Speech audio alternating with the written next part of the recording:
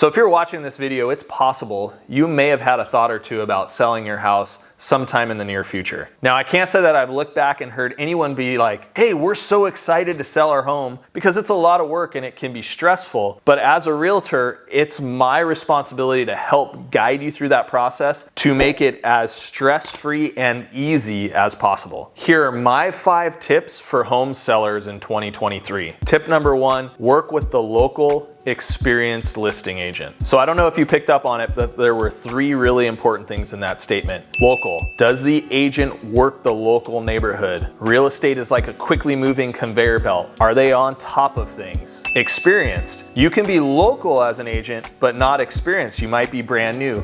So verify that the agent has a lot of sales under their belt, that those sales are current. Verify their Google business reviews. What are their clients saying about them online?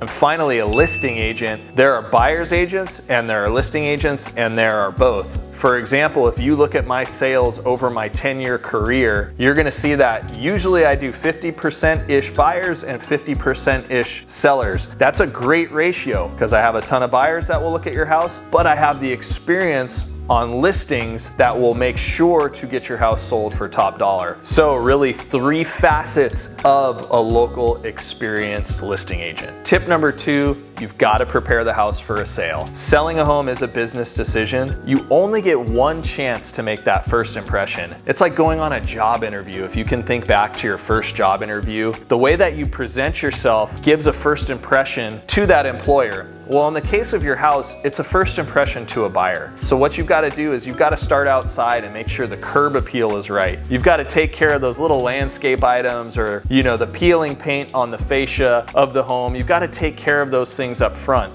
And when you step inside, you've got to depersonalize, declutter the house. Get it ready so that when a newcomer to your home walks in, they can visualize themselves living in your home. The reason I say business decision is because you have to kind of detach from the house, which is hard to do. I know it is. Our homes are so personal to us, but put your game face on, be ready to make that business decision, declutter, depersonalize it.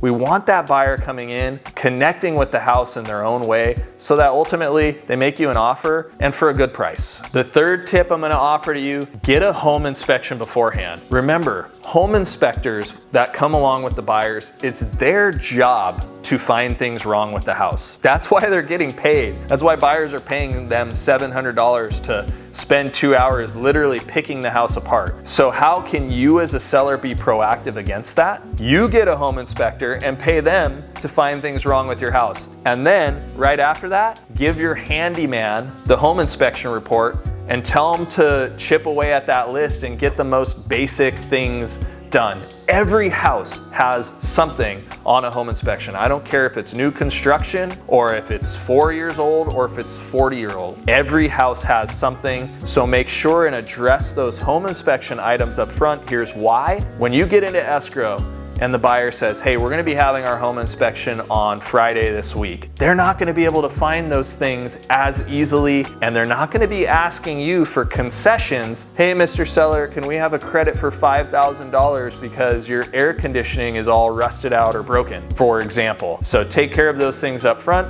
It's gonna put more money in your pocket. My 4th tip for you, price the home at fair market value. Gone are the days where you could arbitrarily say, my house is worth X, and almost certainly get it, and for sometimes for over asking. The gold rush or the heyday for sellers, that era's gone, but it is still an extremely good time to be selling your home. Just make sure that you do it for the fair market value. And how do you determine that? Well, it kind of goes back to tip number 1. That's where your local experienced listing agent is going to help you determine fair market value by looking at the previous 6 months worth. Maybe go back a year and look at what homes like yours have sold for, and then take a look at the homes that are on the market. Are those homes sitting or are they selling? Because if they're sitting, they might be overpriced. But if they're going under contract, with a little bit of recon, you can probably figure out where that house sold for. Those are your best gauges for fair market value. Tip number 5, be prepared to negotiate. Kind of goes back to that theme of selling a house as a business decision. The entire transaction transaction,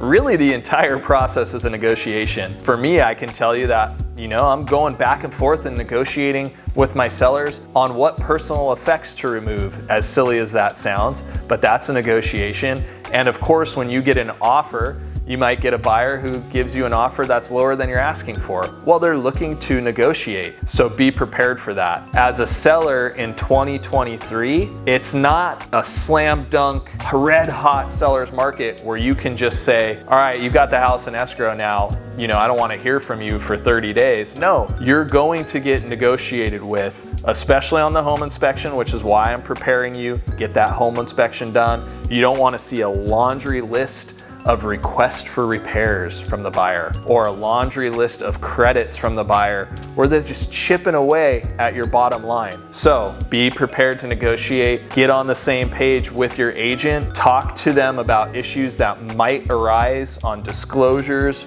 or in the home inspection. These are ways that you can put more money in your pocket. And that's what I'm all about. I want to make a selling experience for my clients. I want to make it smooth. I want to make sure and over communicate with them so that there is no anxiety surrounding selling the house. And then I want to make sure that you walk away with as much money from your home. It's such an important investment. You deserve to walk away with top dollar. So that's the key, and that's what all these tips will help you do. So if you're starting this journey right now, it's a perfect time to reach out to me. You can text me and we can have a conversation surrounding these 5 tips, and anything else that might be top of mind for you, reach out to me. Feel free to ask me those questions.